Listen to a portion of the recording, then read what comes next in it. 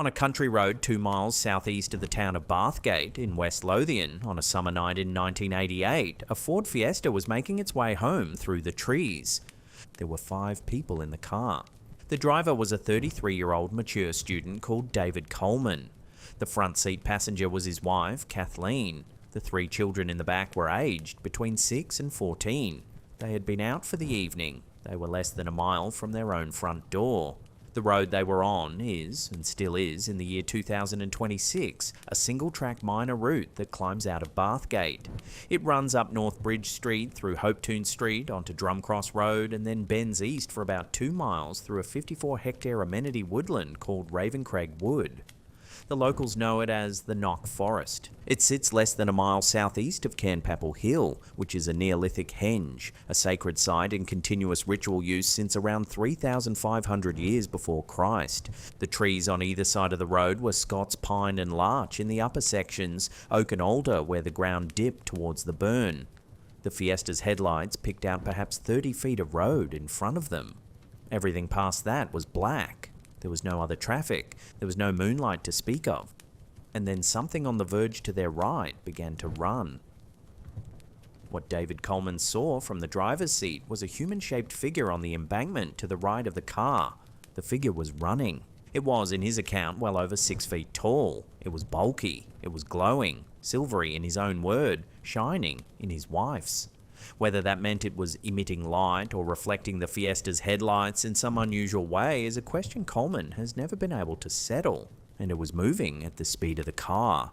The Fiesta was a small front-wheel drive hatchback. On that road, in those conditions in 1988, it would have been doing somewhere between 50 and 70 miles an hour.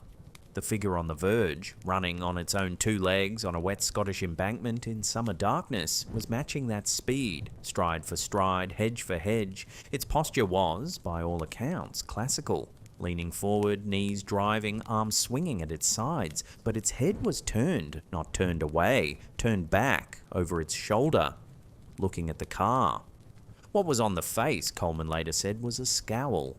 The figure paced the Fiesta for what Coleman estimates was several seconds, long enough for him, for Kathleen in the passenger seat, and for the children in the back to all see what they were seeing. Long enough for the older child, who would have been the one closest to the right-hand window, to register the figure beside them and lean forward. Then it broke from its course and disappeared into Ravencraig Wood. Into, in the local name, the Knock. Coleman in the driver's seat did not slow down. That detail matters. The natural reaction to seeing something inexplicable on a road at night is to brake, to stop, to look. He did not. He carried on at the same speed. He did not, by his later account, even take a long look at the place where the figure had broken away. He kept driving. He did not, he says, want to give, whatever it was, a reason to come back. For the rest of the drive, perhaps 2 more minutes, perhaps 3, nobody in the Fiesta spoke. Kathleen, in the passenger seat, had seen it clearly. The 3 children in the back had seen it. Whatever the family rule normally was about who got to ask the first question after something strange, that rule did not survive contact with what was on the verge. They reached their own driveway in silence. They went inside the house. They locked the door behind them. The Colemans did not that night, or any night afterwards, formally report what they had seen. They were less than a mile from home. There was no obvious authority to report it to.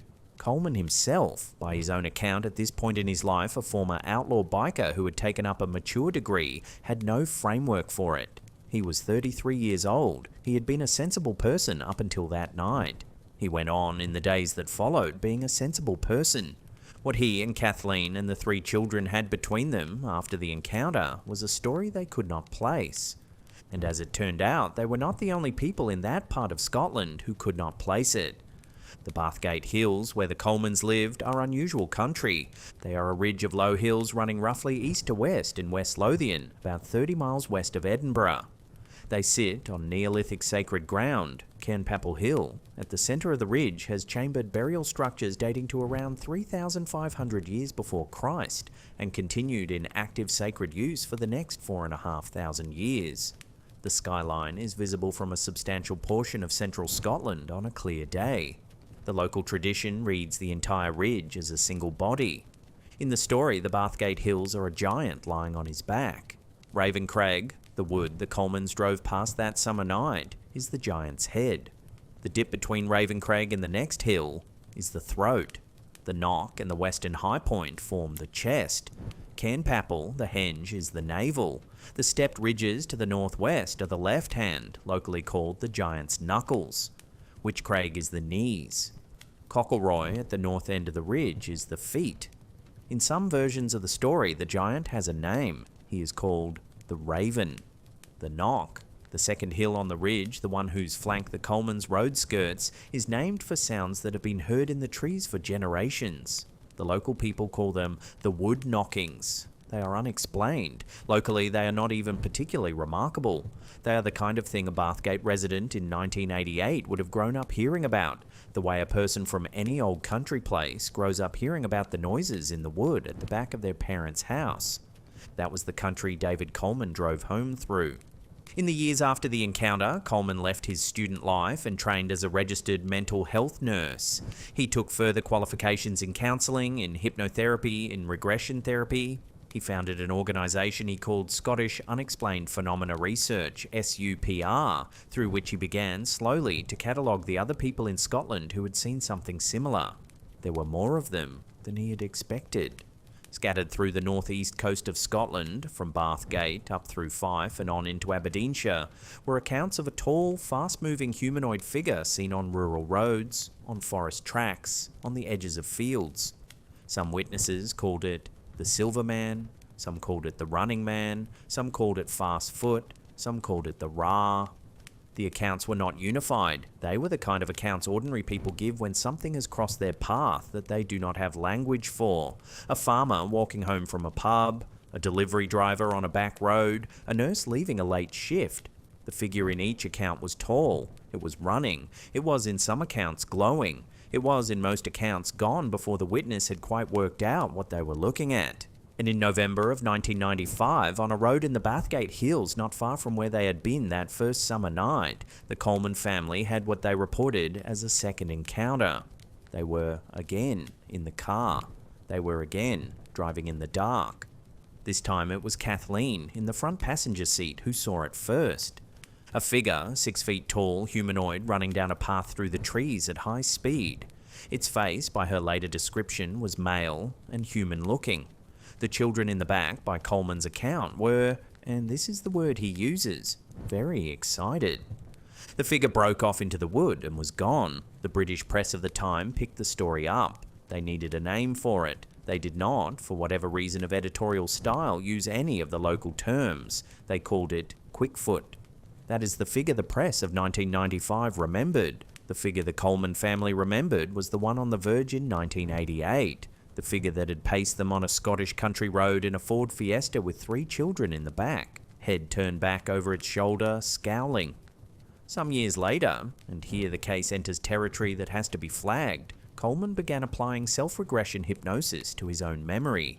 He is described in his book The Silverman and Other Experiences, recovering memories from what he calls blank periods of his early childhood in Bathgate.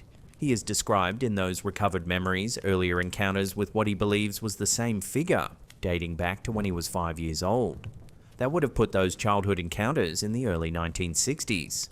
This part of the case carries the standard caveat. Regression hypnosis as a method of memory recovery is widely understood in clinical psychology to be a process that can produce confabulated memory as easily as recovered memory.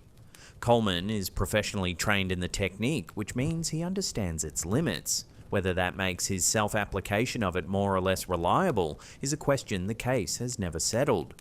What is on the record is the 1988 drive and the 1995 drive and the figure on the verge.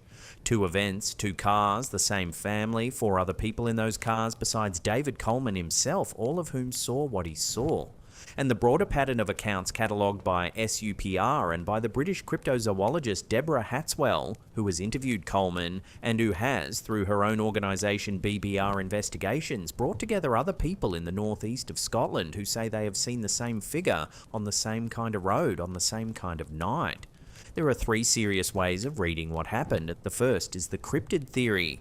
that the figure is, in some sense, real, that the Silver Man, the Running Man, Fastfoot, the Raah, is a creature that lives or moves through this stretch of Scotland that has been seen in scattered accounts for longer than any one person's memory, and that the Coleman family on the road southeast of Cairnpapel was one of the more recent encounters in a tradition that predates them by generations. The strength of this reading is the consistency of the accounts across witnesses who have never met. The weakness is that no physical trace has ever been recovered, and no body, alive or dead, has ever been produced. The second is the misperception theory, that on a single-track Scottish road at night, with headlights catching the verge, a startled animal, a deer in a head-down sprint, an owl on a low pass, even a fox flushed from cover, then could be processed by the human eye as something more substantial than it was. The strength of this reading is that it is the most ordinary explanation. The weakness is that it works best for one witness on one occasion, and it has to do considerable work to explain Kathleen's independent recollection in 1995, in which she, separately, describes the figure as humanoid and as male. The third is the reputation theory, that the Bathgate Hills, with their Neolithic sacred ground, their sleeping giant landscape, their wood knockings, their generations of local lore, are a place where a person driving through at night is primed to see something, that the experience is not generated by the conditions, but is made available by them.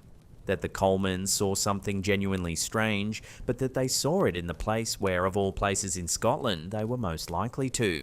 The strength of this reading is that it makes room for both the witness and the landscape.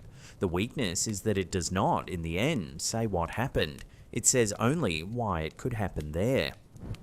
The minor country road southeast of Cairnpapel Hill is still drivable. Ravencraig Wood, the Knock Forest was still there, still managed by the council, still open to anyone who wants to walk in. Cairnpapel itself can be visited on a Tuesday afternoon in April for a modest entrance fee. The wood knockings are still reported, the sleeping giant still lies on his back along the ridge. David Coleman has continued for 37 years to maintain the same account of what he and his wife and his 3 children saw on the verge that night. He has not recanted, he has not added new details, he has not, in the sense the case would require, ever stopped being a careful witness.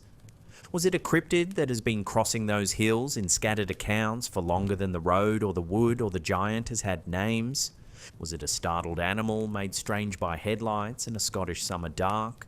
Was it the landscape itself, that long stretch of Neolithic sacred ground, opening for one family on one drive home what it has been opening for centuries to anyone disposed to see it?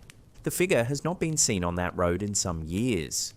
But the road is still there, and the wood is still there, and the giant is still lying along the ridge, and the figure has, on the record, almost certainly been seen elsewhere in Scotland since. The next person to drive through Ravencraig Wood on a summer night will decide for themselves what to make of the verge. The Bathgate Hills, as they have for 4,500 years, will not say.